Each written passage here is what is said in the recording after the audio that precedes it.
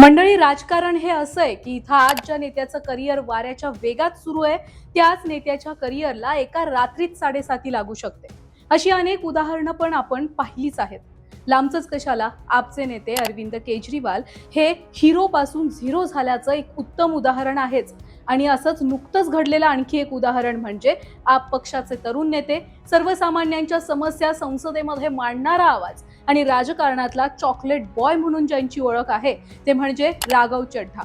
होय, राघव चड्ढांच्या करिअरला नजर लागलीये, पण ही नजर लावणारे कुणा दुसऱ्या पक्षाचे नेते नाहीये, तर त्यांच्याच आम आदमी पक्षाला राघव चड्ढा आता नकोसे झालेत. आणि त्यामुळेच की काय, सर्वसामान्यांच्या चर्चेमध्ये असणाऱ्या राघव चड्ढा यांचं त्यांच्याच पक्षानं राज्यसभेच्या आपच्या उपनेते पदावरून हकालपट्टी केली आहे. पण नेमकं कोणत्या कारणामुळे राघव चड्ढांना पदावरून निलंबित केलंय? राघव चड्ढा आपला नकोसे का झालेत? निलंबनानंतर चड्ढांचा पुढचा प्लॅन नक्की काय आहे आणि आतापर्यंत चड्ढांनी सर्वसामान्यांचे कोणते मुद्दे संसदेमध्ये मांडलेत, यात सगळ्याची सविस्तर माहिती आजच्या या व्हिडिओतून घ्यायची आहे. नमस्कार. राघव चड्ढा खरं तर पेशानं सीए, पण त्यांची सक्रिय राजकारणात एंट्री झाली ती 2019 मध्ये. पण राजकारणात एंट्री होण्याआधी 2011 मध्ये देशात भ्रष्टाचाराविरोधात अण्णा हजारेंच्या सुरू असलेल्या आंदोलनामध्ये राघव सुद्धा सामील झाले होते आणि त्यावेळी त्यांची अरविंद केजरीवाल यांच्यासोबत भेट झाली होती. नंतर 2012 मध्ये जेव्हा केजरीवाल यांनी आम आदमी पार्टीची स्थापना केली तेव्हापासून राघव चड्ढा हा त्याचाच एक भाग झाले होते. त्यांनी केजरीवाल यांच्यासाठी दिल्ली लोकपाल विधेयकाचा मसुदा सुद्धा तयार केला होता. 23 वर्षांच्या वयातच राघव आपचे राष्ट्रीय प्रवक्ते बनले. त्यानंतर राघव त्यांना आपचे राष्ट्रीय कोषाध्यक्ष, राजकीय व्यवहार समितीचे सदस्य, दिल्ली जल मंडळाचे उपाध्यक्ष अशा अनेक जबाबदाऱ्या राघव चड्ढांना एका पाठोपाठ एक अशा सोपवण्यात आल्या. पुढे 2020 मध्ये त्यांनी राजेंद्रनगर विधानसभा मतदारसंघातून निवडणूक लढवली आणि ते आमदार सुद्धा झाले. बरं, पुन्हा 2022 मध्ये राघव यांना पंजाबमधून राज्यसभेवर पाठवलं. म्हणजे बघा, इथपर्यंत आम आदमी पक्षानंच राघव यांच्या झोळीत अगदी भरभरून सगळी संधी दिली आहे. म्हणजे बघा, इथपर्यंत आम आदमी पक्षानं राघव यांच्या झोळीमध्ये भरभरून दान टाकलंय. पण मग त्याच राघव चड्ढांना राज्यसभेतील आपच्या उपनेते पदावरून नेमकं का हटवलं गेलं? बघा, आम आदमी पार्टीनं राज्यसभा सचिवालयाला पत्र लिहून सांगितलं की राघव चड्ढा यांना बोलण्याची संधी देऊ नका. त्यांच्या जागी राज्यसभा खासदार अशोक मित्तल यांना नियुक्त करण्यात येत आहे. आम आदमी पक्षाच्या या पत्रानं खरं तर फक्त संसदेत नाही तर देशामध्ये खळबळ उडाली होती.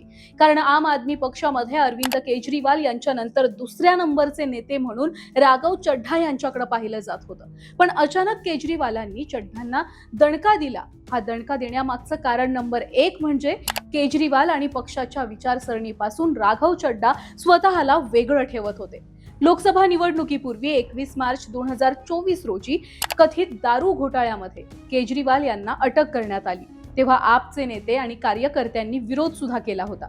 मात्र राघव चड्ढा त्यावेळी काहीही बोलले नाहीत किंवा त्यांनी केजरीवाल यांच्या समर्थनार्थ चकार शब्द सुद्धा काढला नाही. उलट राघव या सगळ्या काळामध्ये लंडनला निघून गेले होते. आणि खरं तर राघव यांचं हेच वागणं पक्ष आणि पक्षातील नेत्यांना रुचलं नसेल. चड्ढांना दणका देण्यामागचं कारण नंबर 2 म्हणजे फेब्रुवारी 2025 मध्ये जेव्हा दिल्ली निवडणुका जाहीर झाल्या त्यावेळी राघव चड्ढा शांत राहिले आणि पक्षाच्या कोणत्याही कार्यक्रमामध्ये ते दिसले नाहीत आणि संसदेमध्ये आम आदमी पक्षाच्या विचारसरणीचे मुद्दे न मांडता त्यांनी कायम स्वतःचे मुद्दे मांडले. तर चड्ढांना दणका देण्याचं कारण नंबर 3 म्हणजे 2025च्या सुरुवातीला राघव यांच्या सोशल मीडियावरून आपचे बॅनर आणि निवडणूक चिन्ह हटवलं गेलं होतं. थोडक्यात काय, राघव हे पक्षापेक्षा वैयक्तिक ब्रँडिंगवर लक्ष केंद्रित करत आहेत अशा चर्चा त्यावेळी पक्षामध्ये सुरू झाल्या होत्या. तर आता सुद्धा इराण युद्ध हे सुरू झाल्यानंतर राघव चड्ढा यांनी पक्षाच्या भूमिकेनुसार संसदेमध्ये बोलण्यास नकार दिला होता. संजय सिंह यांनी एलपीजी संकट आणि कमकुवत परराष्ट्र धोरण यासारखे मुद्दे उपस्थित केलेले होते. मात्र या काळामध्ये राघव आपली प्रतिमा मजबूत करण्यामध्ये व्यस्त होते. त्यांनी आपले संसदेमध्ये बोलण्याचे मुद्दे सुद्धा पक्षाच्या नेत्यांना सांगितलेले नव्हते. बरं, जेव्हा आपचे खासदार हे पक्षाच्या व्हीप खाली सभात्याग करत होते, तेव्हा राघव मात्र सभागृहामध्ये बसून राहत होते. थोडक्यात काय, राघव चड्डा यांनी अप्रत्यक्षपणे पक्षापेक्षा मी श्रेष्ठ अशी भूमिका घेतली आणि हेच आपच्या नेत्यांना खटकलं आणि त्यामुळेच राघव यांना अरविंद केजरीवालांनी दणका दिला. बघा, राघव चड्डा हे संसदेमध्ये पक्षाच्या विचारसरणीनुसार बोलत नव्हते. म्हणजे नक्की संसदेमध्ये ते काय मुद्दे मांडायचे?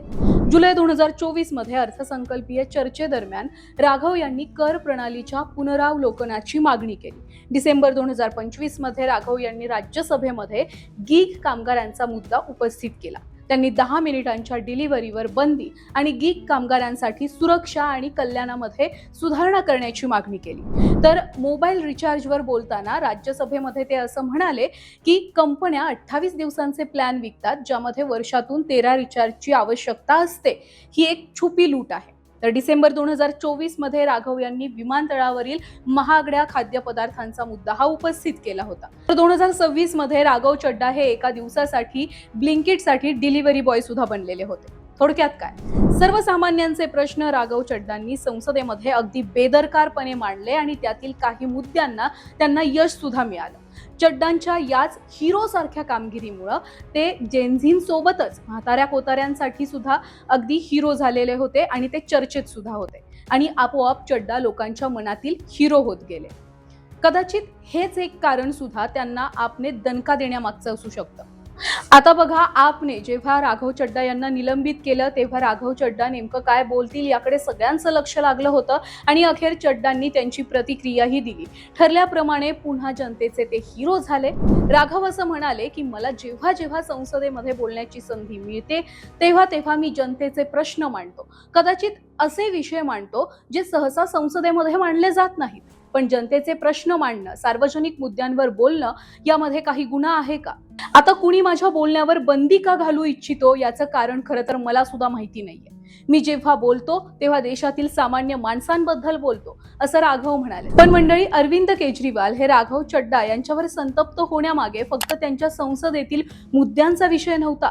तर आपच्या एका बैठकीमध्ये आपचे नेते असं म्हणाले होते की राघव चड्डा यांना अप्रत्यक्षपणे भाजप पाठिंबा देत आहे.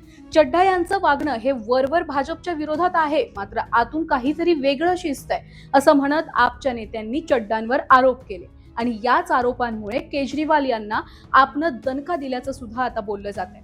आता या सगळ्यामध्ये खरंच राघव चड्डा यांचा आतून भाजप सोबत साठलोट आहे का हे भविष्यात समजेलच. पण सध्या राघव चड्डांच्या निलंबनामुळे केजरीवाल जनतेमध्ये व्हिलन म्हणून आता दिसतात. त्यामुळे आपला त्यांच्या या निर्णयाचा भविष्यात फटका बसणार की राघव चड्डांच्या करिअरला वाळवी लागणार हे पाहणं महत्वाचं आहे. तुम्हाला काय वाटतं, राघव चड्डा योग्य आहेत की त्यांचं हे सगळं काही पब्लिसिटी स्टंटसाठी सुरू आहे? तुमच्या प्रतिक्रिया कमेंटमध्ये नक्की कळवा. हा व्हिडिओ आवडला असेल तर जास्तीत जास्त लोकांपर्यंत शेअर करा, लाईक करा आणि हो, चॅनलला सबस्क्राईब करायला विसरू नका.